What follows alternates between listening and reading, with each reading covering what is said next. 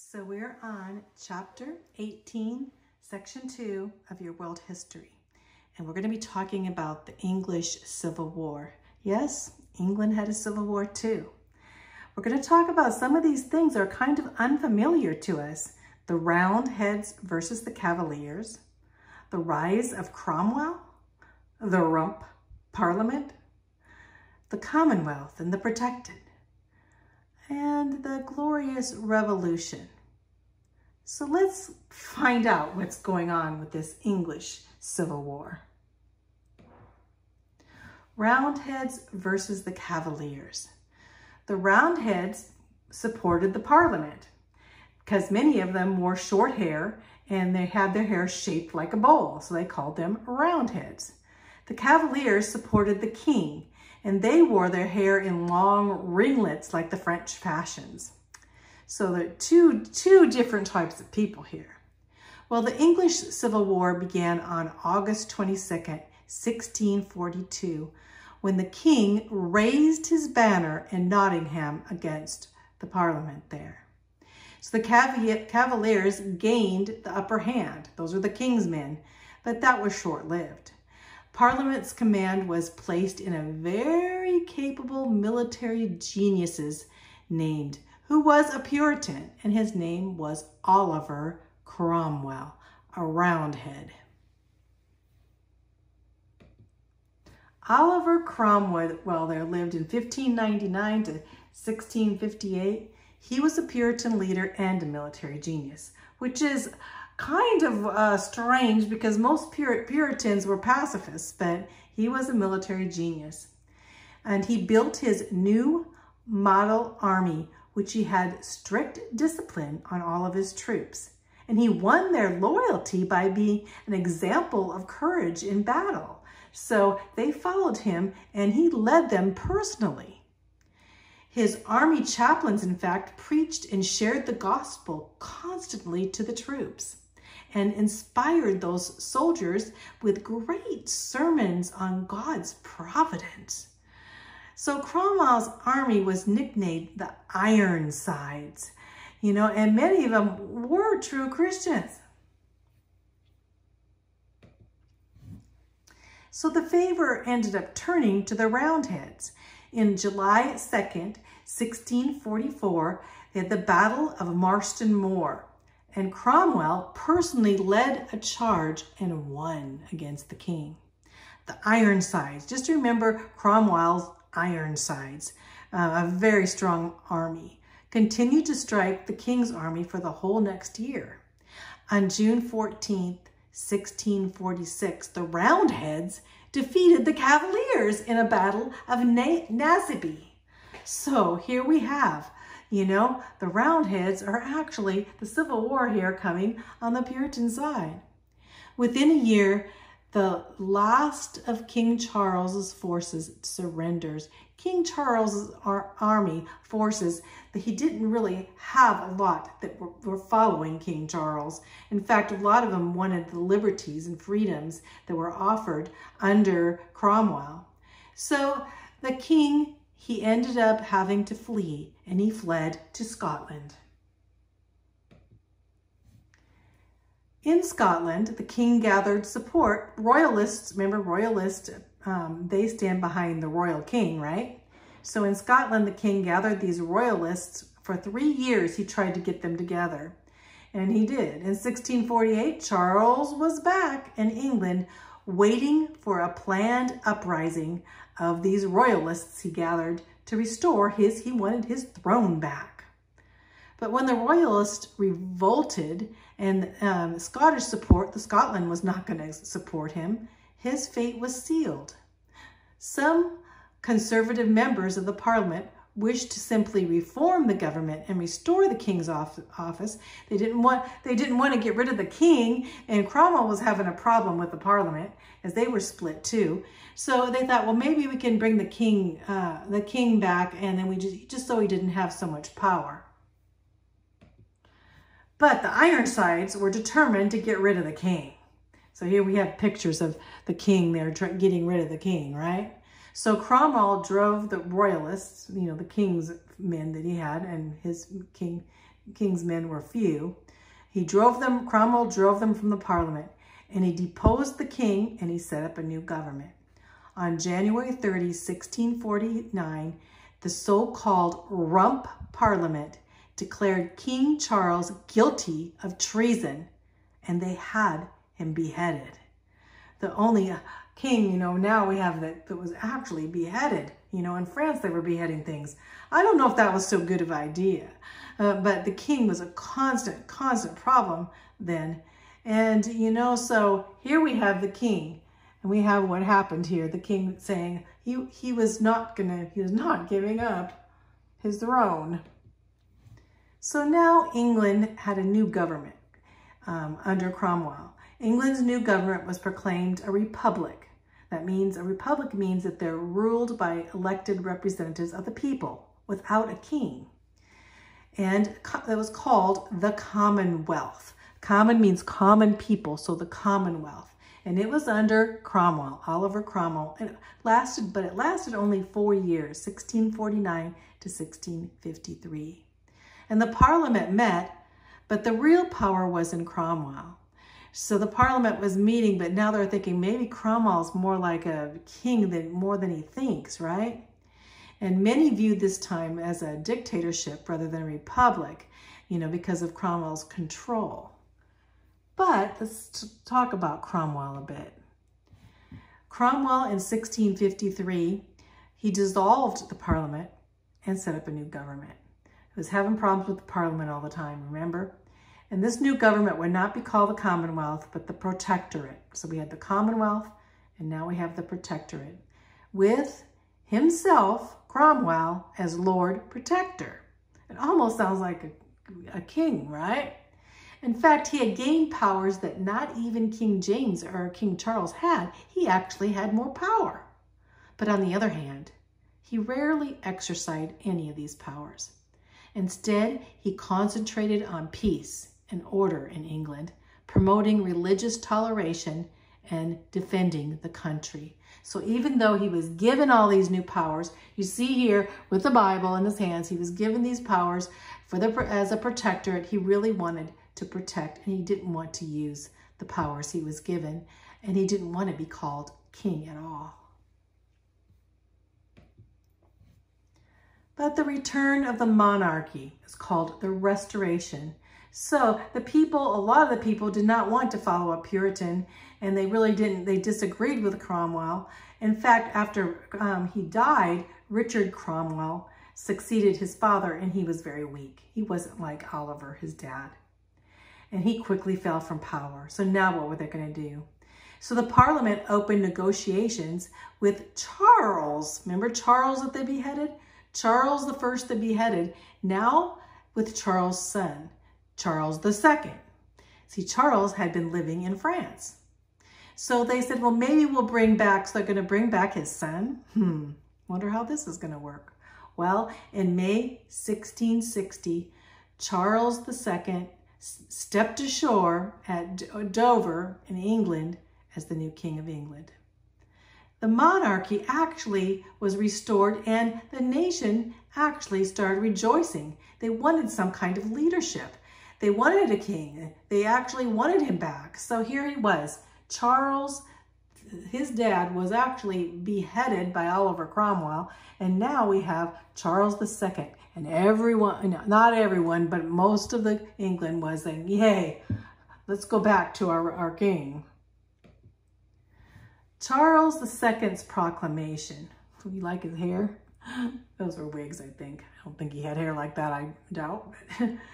All the unpopular practices of James, remember James, and Charles the First, they had a lot of they were unpopular with the people.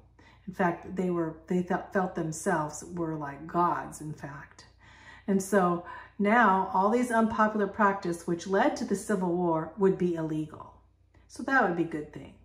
And no one would be tried for a crime committed against previous kings, so they couldn't go back and to all these kings if there are any crimes and find out and actually, try and people's children. They couldn't do that. And he was in favor of religious toleration, which was good. So he said he didn't want to be head of the church. And so he said he'd be and tolerate religion.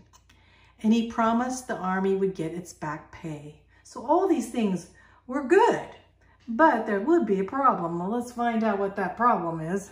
Always a problem, isn't there? Charles II, okay, this part is good too. Charles II goes back and expands the colonies in America. During the Commonwealth, under Cromwell, the Commonwealth, no new colonial projects were undertaken in America. So Cromwell and those 4 years didn't have anything really to do with America. But after the restoration of the king, colonization efforts resumed. In fact, in the United States, we have North Carolina and South Carolina here, and they're named after Charles. Carolina means Charles II in honor in 1663. So when you're driving through the Carolinas, you'll know they were named after this English Charles II, right? After the English king. The colonies also, during this time, some of them appeared, one in New York, one in New Jersey, with Delaware, New Hampshire, and Pennsylvania were founded. So restoration refers to the restoration of power of the English king, Charles II. In 1660, following a brief period of Puritan rule under Oliver Cromwell, and now we're back to colonizing or making colonies in America. But, as I said, Charles II created new problems. And he also had James II, we're going to find out, wanted to be a Catholic king. And let's find out how this all goes. So in 1670, Charles II secretly signed a treaty of Dover with the King Louis XIV. Remember him, that monarch, of France, that was a totally controlled king of France for 70 years. So here, and of course, King Louis of France, he is Roman Catholic. So Charles signs this treaty without even talking to the people or without talking to the parliaments, and not even let them have knowledge, just secretly signs it. Oh dear, oh dear. So Charles agrees to join the Roman Catholic Church and bring in Catholicism again. But England now was solidly Protestants. There were hardly any Catholics at all in England. And of course, they would not want to be controlled by the Pope and the Roman Catholic Church. They had long gone far away from that. So a group called the Whigs, I don't know where that name came, but the Whigs formed in Parliament to oppose the king now, wanting to bring in the Catholic Church. So Charles II, he suddenly dies, and his brother, James II, he was Catholic, and he decided, he was Roman Catholic, and he became King of England. And he was now going to be the head of the Church of England and be a Catholic king. So think of the James II, we had Charles I and James I and Charles I, Charles II and James II. So you can see them.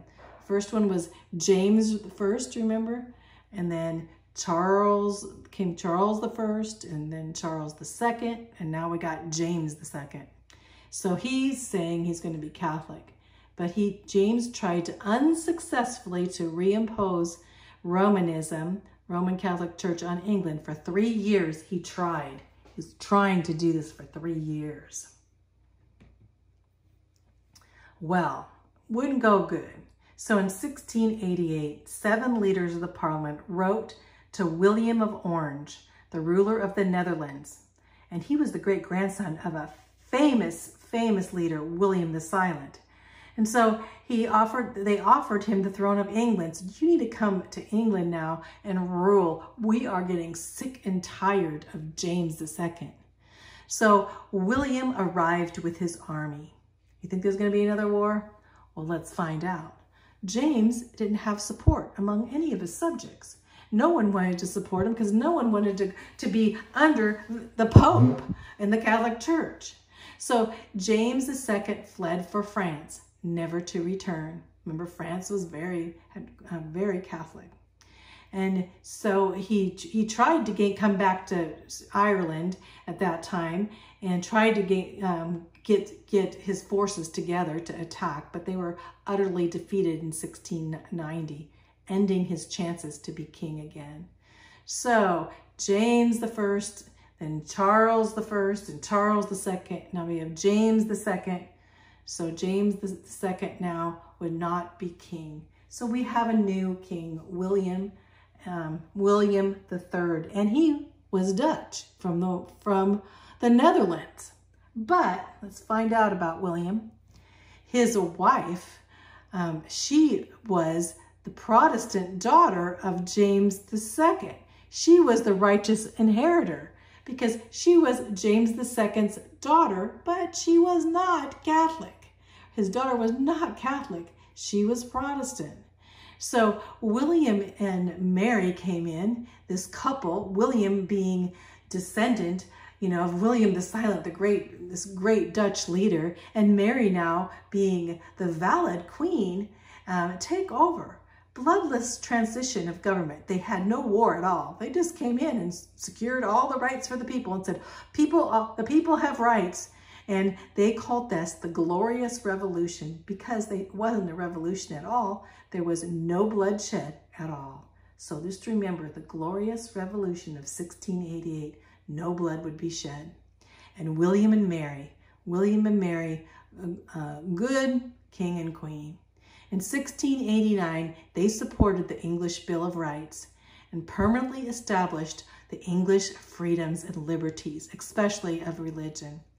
The Toleration Act was an important step towards religious freedom. They wanted the religious freedom and Christians to be able to celebrate as Christians in England.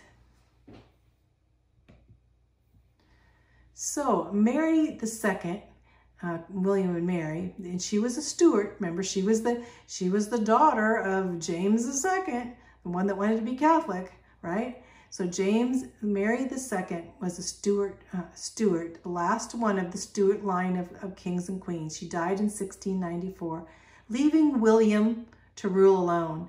But William died in 1702, not too long, a few years after, but not too long.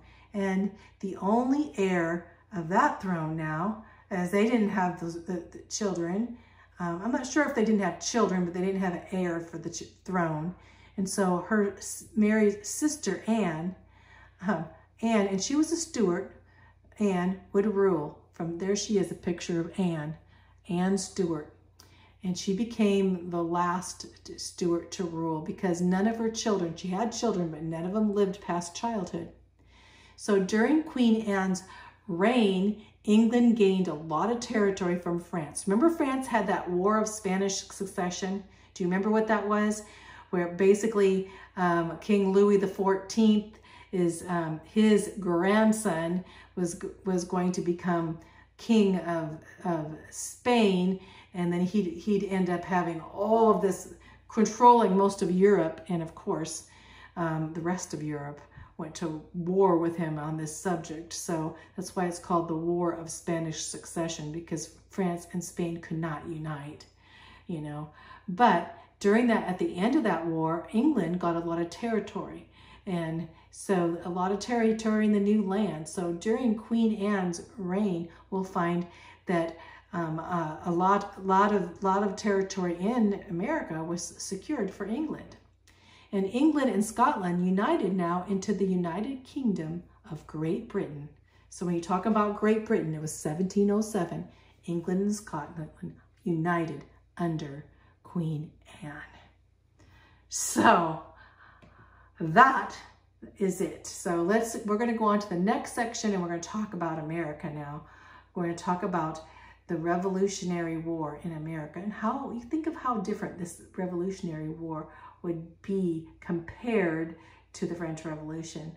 So let's talk about, that'll be next lesson.